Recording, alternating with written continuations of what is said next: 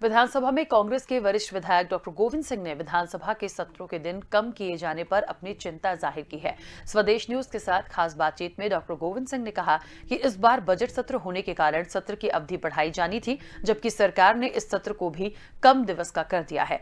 गृह मंत्री डॉक्टर नरोत्तम मिश्रा पर वार करते हुए उन्होंने कहा कि उन्हें नेता प्रतिपक्ष बनाए जाने की मांग को उठाकर गृह मंत्री कांग्रेस में फूट डालने का षड्यंत्र रच रहे हैं, जबकि कांग्रेस में सब एकजुट हैं। उन्होंने कहा कि इस बार बजट सत्र में कांग्रेस मजबूती के साथ जनता से जुड़े सभी मुद्दों को उठाएगी और सरकार से जवाब मांगेगी।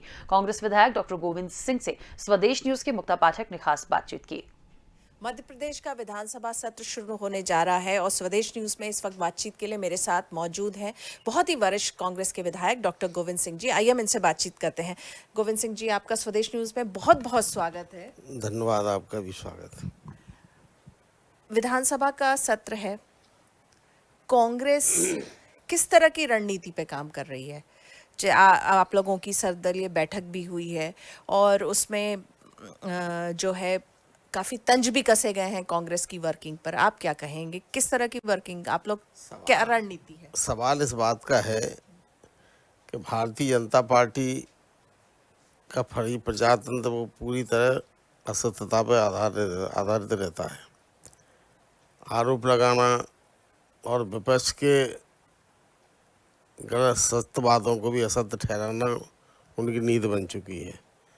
17-18 वर्ष उनको सरकार में भारतीय जनता पार्टी की मध्य प्रदेश सरकार हो गई, लेकिन अभी तक 20 बार 25 वर्ष पहले के जो कांग्रेस समय के जो काम है उनके लिए हमेशा आरोप लगाकर और चरित्रहनन की बात करती रहती। कांग्रेस ने क्या किया? अरे भाई, उस समय शिवराज सिंह की उम्र अगर 40 वर्ष थी तो अब 60 वर्ष से की होने को आई है। उम्र बढ़ गई।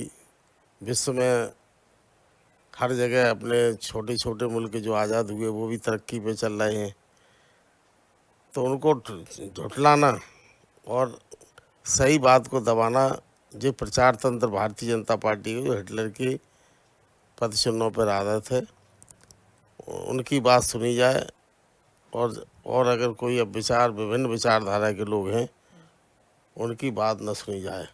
बट कांग्रेस की रणनीति क्या रहेगी इस बार विधानसभा के सत्र में? आप लोगों की क्या रणनीति? आज सबसे पहली बड़ी बात तो ये है कि उनका हमेशा सत्र घटते जा रहे हैं।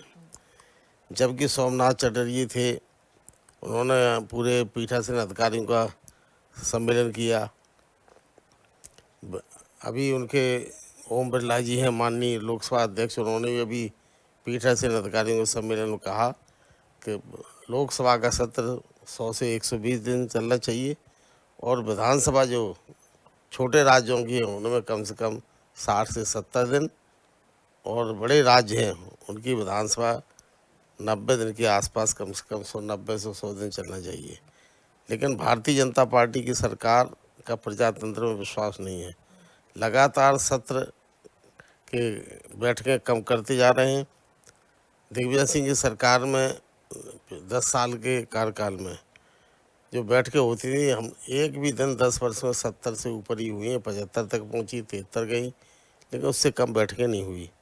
अब बजट जैसा सत्र, जबकि शीतकालीन वर्षाकालीन सत्र 3 सप्ताह का 1 माह का होता था, अब बजट सत्र जो सबसे लंबा है, जिसमें लोगों को मुद्दे उठाने का अवसर मिलता है, विभागवार चर्चा होती हैं, विपक्षी और सत्ता पक्ष विपक्ष के विधायक अपनी बात कहते हैं और जो मुद्दे क्षेत्र में नहीं होते विकास के कार्य उनको भी जिक्र होता है और मंत्री उनका एक एक से जवाब देता है।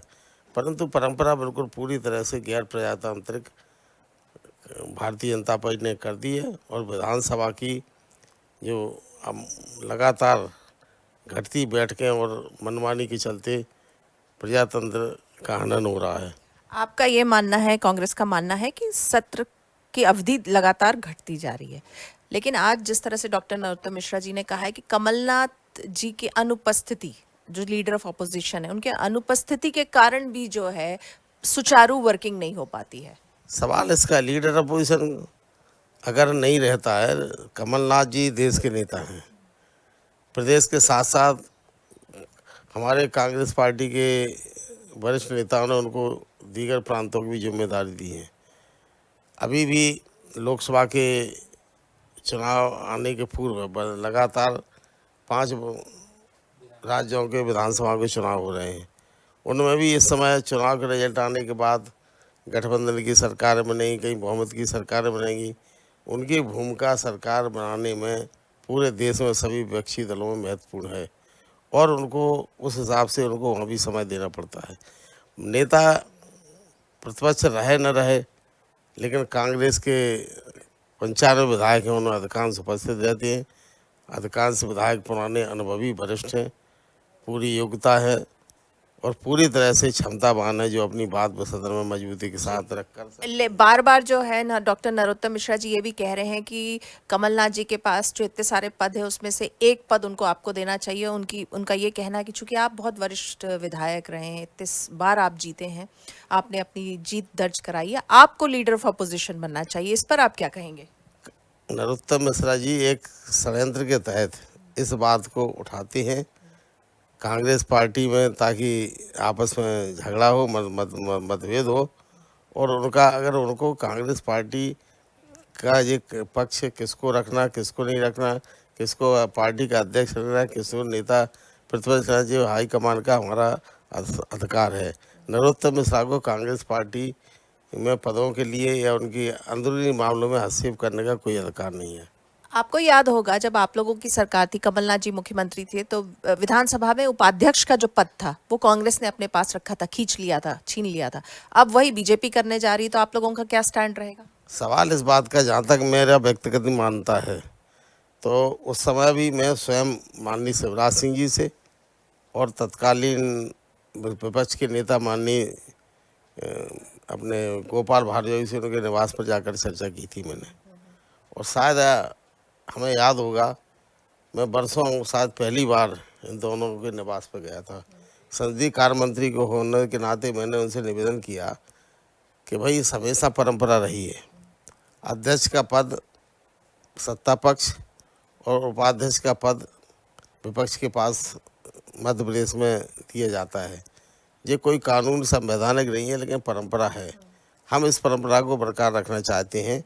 आप ससम्मान दोनों पक्ष विपक्ष एक साथ दोनों अध्यक्ष उपाध्यक्ष के फार्म लें, नेता प्रतिपक्ष और मुख्यमंत्री जाके उनके माननीय अध्यक्ष महोदय का दोनों प्रस्ताव एक समर्थन करें, एक प्रस्ताव प्रस्तुत करें। लेकिन भारतीय जनता पार्टी ने अड़ियलपन तरीके से